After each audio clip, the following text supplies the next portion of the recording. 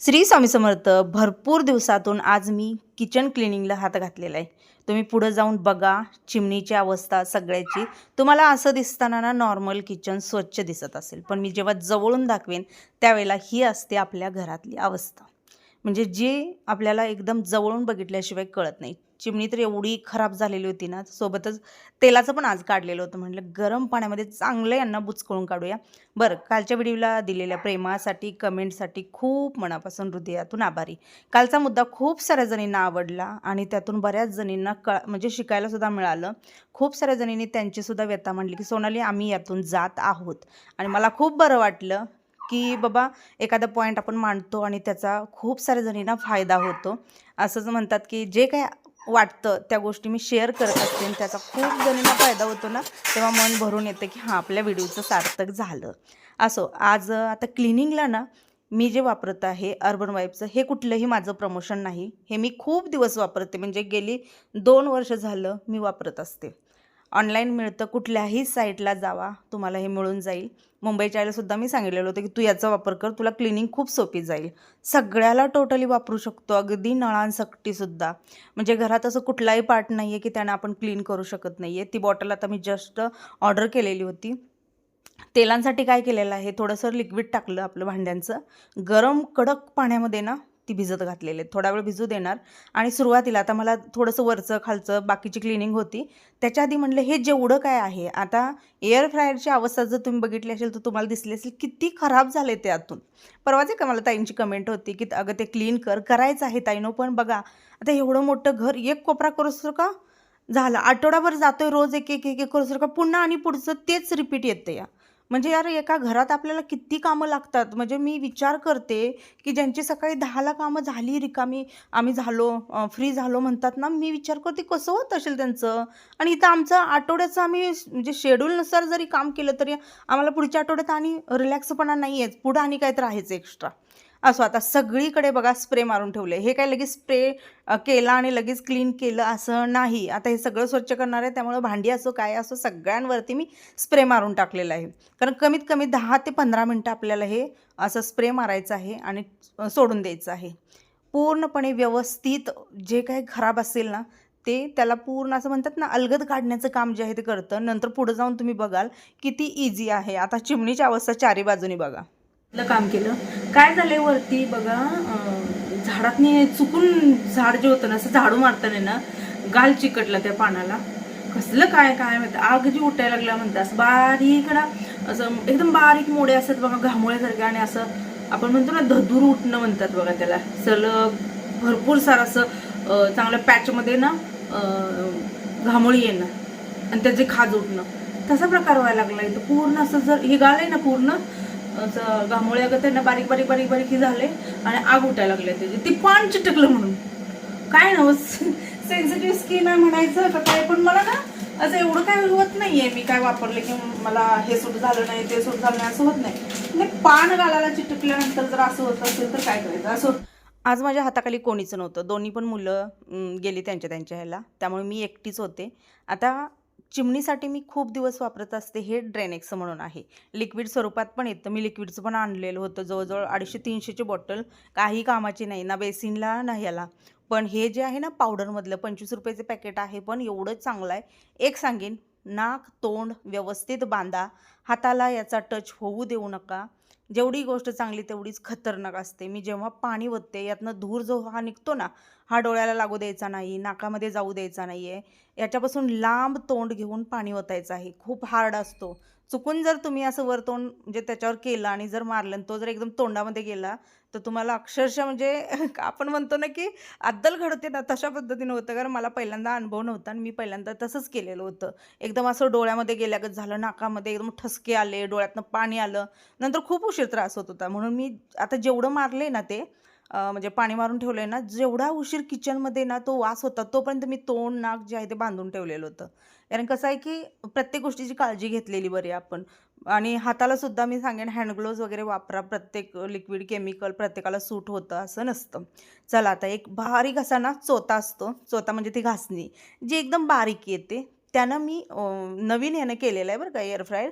पण तुम्ही म्हणसाल की ताई क्रॅक्स वगैरे पडतील वगैरे असं येतील कमेंट, तर नाही एवढ्या काही नाही पडल्या. कारण का तर ऑलरेडी त्याच्यावर थर साचलेला होता सगळा, कारण त्याचा वापर मी जास्त करते. पलीकडचा ओव्हन आहे त्याचा वापर स्टोरेज म्हणून केले. अलीकडचं जे आहे ते कॉफी मेकर तो शोला म्हणून मी ठेवला आहे फक्त. काय तर आपलं असावं किचनमध्ये छान दिसतंय, आणि त्याच्या अलीकडे जे आहे फूड प्रोसेसर तो एक कामाचा आहे, आणि हा एअर फ्रायर जो आहे, ह्या 2 वस्तू एक माझ्या कामाच्या असतात, ज्याच्यामध्ये मी जेवण वगैरे जर मला वाटलं की बाबा हां आता थंड झाले गरम करायचं तर त्याच्यासाठी करते. पहिली एक पुडी जी आहे ती टाकली, आणि त्याच्यानंतर दुसरी एक पुडी मी टाकली, कारण चिमण्या तेवढ्या घाणच झालेल्या होत्या, प्रचंड घाण झालेल्या होत्या. ती घाण तुम्हाला वर आलेली नुसती बघून कळलं असेल, पण आतून ना ती साई जी असते ना, अशी एकदम मोठी लांबडी साई कशी येते आपली, तशी ती साई निघत होती. एवढी चिमणी जी आहे ती घाण झालेली होती. म्हणजे याच्यावरनं कळत असेल की आपल्या किती फोडण्या असतात आणि किती खराब होतं. तोपर्यंत मग तेलाची वगैरे सगळी भांडी जी आहे ती मी स्वच्छ करून घेतली. आता ही लिक्विडनं आपण जेव्हा भांडी स्वच्छ करून घेतो, लक्षात ठेवा चोपट, तर पुन्हा ती तशीच ठेवायची नाहीत, पुन्हा ती गरम पाण्यामध्ये टाकायची. हे का सांगते मी तुम्हाला, कारण त्याला ना तुम्ही जे म्हणजे जे काही साबण लिक्विड वापरलेलं असतं त्याचा वास तसाच राहतो तो. म्हणून स्वच्छ धुतल्यानंतर पुन्हा एकदा गरम पाण्यामध्ये बुचकळून घ्यायची व्यवस्थित, किंवा थोडा वेळ ठेवून द्यायची. आणि कधी आपण गरम पाण्यामध्ये कुठलेही भांडे टाकतो ना, तर ते पाणी थंड होईपर्यंत भांडं त्यात ठेवायचं नाही, नाहीतर मग पुन्हा आणि ती चोपट आहे ना, ते त्या बॉटलवर किंवा त्या वस्तूवर ते हार्ड होतं. थोडंसं असं गरम गरम आहे तेव्हाच काढायचं आणि तेव्हाच स्वच्छ करून घ्यायचं. आता वरतं पूर्णपणे जे आपण काचा लावलेले होते तिकडं फक्त काय शोसाठीच ठेवलेलं आहे ते पण. पण आता वाटतं की ते उगीचच अडचण मी करून ठेवली. ते रिकामं ठेवलं असतं तर बरं. काय म्हणतात ना की काय नॉलेज नसतं. शक्यतो रिकामं होता होईल तेवढं किचन जे आहे त्याला जास्त असं जे काय म्हणतो आपण फळ्यांसारखं किंवा शेल्फ वगैरे असं काही करू नका. याचा प्रॉब्लेम एक होतो, दिसताना छान दिसतं किचन. आता मी इथं 2च एवढं केलेलं आहे, त्याच्या व्यतिरिक्त कुठे केलेलं नाही. पण इकडचं माझं चुकलं पूर्ण ते. आता काढून टाकायचं म्हटलं तर मग ते टाईल्स वगैरे आहेत त्याला ते होलं होलं दिसणार आणि बरोबर नाही दिसत. म्हणून म्हटलं ठीक आहे, आता तात्पुरतं जे आहे ते असू दे, पुढं भविष्यात एखादा प्लॅन आपण बघूया. कारण इथं सगळा किचनचा जो प्लॅन आहे ना, तो ऐन मोमेंटला आम्ही बदललेला होता. किचनचं फर्निचरचा प्लॅन आमचा खूप मोठा, खूप छान होता, ज्याच्यामध्ये ओव्हनला, सगळ्याला, मिक्सरला वगैरे कॅबिनेट येणार होते, सगळं होतं. पण ते कारपेंटरच्या आगाऊपणामुळं किंवा वेळेत न येण्यामुळं, त्यात आम्ही राहायला आलेलो होतो, त्याच्यामुळं मला मग जुन्या घरातलं जे फर्निचर आहे ते म्हटलं आता हे कधी बाबा करणार आणि कधी बसवणार, आणि ते कधी आमचं सगळं सेटल होणार. मग त्या वैतागानं बसवलेलं आहे. आणि आता इथला फर्निचरचा खूप छान प्लॅन त्यांच्या एका चुकीमुळं मला ते जुनं आणून बसवावं लागलं. मग म्हटलं ठीक आहे, आता चाललंयच आहे ते पण आपलं छानच आहे, त्यामुळं त्या गोष्टीचा नाही विचार करायचा. फक्त काय होतं की ह्या वस्तूंवरने हात वगैरे पुसावा लागतो, कमीत कमी 3-4 दिवसातून स्वच्छ करून घ्यावे लागतात. कारण काय होतं की मग धूळ वगैरे जाणं किंवा कशाचे पण शिंतोडे वगैरे उडणं, आणि ते लगेच इलेक्ट्रॉनिक वस्तूवरती दिसून येतं. त्याच लिक्विडने मी सगळं जेवढं काय आहे इलेक्ट्रॉनिक पण असू दे किंवा सगळंच असू दे ते क्लीन करून घेतलं.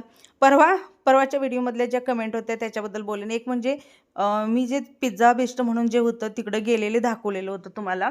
आम्ही सगळेजण गेलो बघा, अनलिमिटेड. बऱ्याच जणी म्हणले अगं ते पत्ता तरी दे.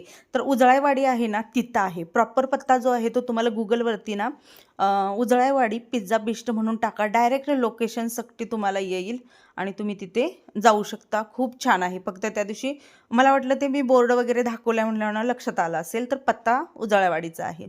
बरं, दुसऱ्या कमेंट अशा होत्या की जेव्हा मी रसिकाचा मुद्दा शेअर केला, खूप साऱ्या जणींना ते पटलं. खूप साऱ्या जणींनी रसिकाची समजूत काढली की बाबा असं नव्हे असं तसं. त्याच्यामध्येच एका ताईची अशी पण कमेंट होती की अगं सोनाली, तुम्ही होता होईल तेवढं यूट्यूबमध्ये शेअर करणं बंद करा. आणि अशाच एका यूट्यूबरच्या फॅमिलीला असंच लोकांनी कमेंट करून करून फॅमिलीची वाट लावलेली आहे, किंवा फॅमिलीमध्ये गैरसमज वगैरे झालेले आहेत आणि हे लोक चांगली नसतात ग वगैरे. तर अगदी तुमचं बरोबर आहे. पण बघा, कोण म्हणतं सोशल मीडियावर असणाऱ्यांच्याच घरामध्ये प्रॉब्लेम असतात किंवा नाती खराब होतात. मला सांगा, रामायण जे घडलेलं होतं त्याच्यामध्ये फक्त एका दाशीच्या शिकवण्यामुळं झालं होतं. तिथं कुठला सोशल मीडिया होता किंवा तिथं कुठलं असं कोण होतं सांगा. लक्षात ठेवा, आपली घरातली माणसं जर कानाने आणि डोळ्याने जर मजबूत असतील तर कोणीही जगाची कुठलीच ताकद तुम्हाला म्हणजे तुमच्या नात्यांपासून तोडू शकत नाही किंवा नात्यांमध्ये वाद घालू शकत नाही. असंच तुम्ही बघा, शेजारीसुद्धा एखाद्याच्या घरी तुम्ही बघितलं असेल की कोणीतरी येतं बसायला, मग सासूचं सांगते सासू, सुनेचं सांगते सून, ती दोन्हीकडनं ढोल वाजवून निघून जाते आणि जाताना दोघीला पण चुकीचे सल्ले देऊन जाते. कधीच ते असं सांगत नाही आहे की जाऊ दे, चांगलंही करा, चांगलं राहा, तिला वेगळं शिकवते, हिला वेगळं शिकवते आणि अशा करून काड्या लावून जातात आपल्या त्या बायका. आणि सर्रास बघायला गेलं तर तुम्हाला खरं सांगू, हे असल्या धंदे ना लेडीज लोकच करतात. आता बऱ्याच जण म्हणते की बाई तू तर लेडीज आहे आणि तूच असं बोलते, तर कुठं जेंट्सला वेळ आहे हो कोणाच्या घरात आग लावायला किंवा कोणाच्या नात्यांमध्ये काय शिकवा-शिकवी करायला. जेंट्स लोक ते त्यांच्या कामाधंद्यात त्यांचं एक वेगळंच याड असते. पण बायकांचं म्हणलं की काय सांगू नका. मग जरुरी नाही आहे की सोशल मीडियावरच अशा गोष्टी होतात. नाही, तुमच्या आजूबाजूला सुद्धा लोक आहेत, तुमच्या नात्यांमध्ये आहेत, घरातल्या घरातच लोक 4 जावा असतील तर दोघीचं वेगळंच असतं आणि ह्या दोघींचं वेगळंच असतं. माझं सांगणं फक्तच एक आहे की तुम्ही घरातीलच माणसं जर तेवढी स्ट्रॉंग असाल तर बाहेरची लोक तुम्हाला कितीही शिकवू दे किंवा कितीही तुमच्याबद्दल काहीही बोलू दे किंवा कितीही तुमची नाती तोडायचा प्रयत्न करू दे, तुटत नसतात. आता लांब कशाला, महाजन मुंबईच्या आईचं मी तुम्हाला ती गोष्ट सांगितलेली नाही आहे. मध्यंतरी एक मोठा गैरसमज कमेंटमुळेच झालता बरं का. मी ते शेअर केलं नाही, तुम्हाला आज शेअर करते. फक्त आणि फक्त कमेंटमुळे झालेला होता. तर पटणार नाही आहे की आम्ही दोघींनी हाच विचार केला, पहिला दोघींशी चर्चा केली, तिनं मला त्याचं उत्तर दिलं, मी त्याचं उत्तर दिलं आणि त्या कमेंटमुळे कळलं की बाबा विनाकारण आपल्यात हे प्रॉब्लेम येत होते. तेव्हापासून तिला मी सांगितलं की अशी लाखवण येतील, तू आणि मी ना कानानं ना डोळ्यानं कच्चं राहायचं नाही. जो कोणी येईल आपल्या विरोधात बोलायला तिथं दोघी पण उडवून द्यायचं, तू पण आणि मी पण. एंटरटेनमेंट करायचं नाही त्यांना, कोणी आपल्यात प्रॉब्लेम करायला येणार नाही. आमच्या दोघीत पण भरपूर प्रयत्न केला आहे, तिकडं जाऊन वेगळं बोलायचं, इकडं जाऊन वेगळं बोलायचं. बरं, अजून एक कमेंट असते भरपूर वेळा की रसिकाला पण चॅनल सुरू करायला सांग. आणि मध्यंतरी रसिकाला भरपूर कमेंट आले की ताई रसिकाचं चॅनल म्हणजे ओपन करा, आम्हाला बघायला आवडेल. रसिका म्हणते 10 कोस राम राम त्याला, कारण म्हणते एका घरात एकच चॅनल असलेलं खूप बेस्ट. जे काय असेल ताई तुमच्या ह्याच्यातूनच आम्ही दिसू किंवा तुमच्या ह्याच्यातूनच म्हणजे आमच्यावर प्रेम करतात आणि तेच आम्हाला बास आहे. कारण तिनं पाहिलेलं आहे ज्या ज्या फॅमिलीमध्ये 2-2, 3-3, 4-4 चॅनल आहेत त्यांच्या घरातली काय अवस्था आहे. त्यामुळे आमच्या घरातले सगळे म्हणतात की बाई तू आहे ना, तू करते, कारण तुझ्यात निभवायची ताकद आहे म्हणतात.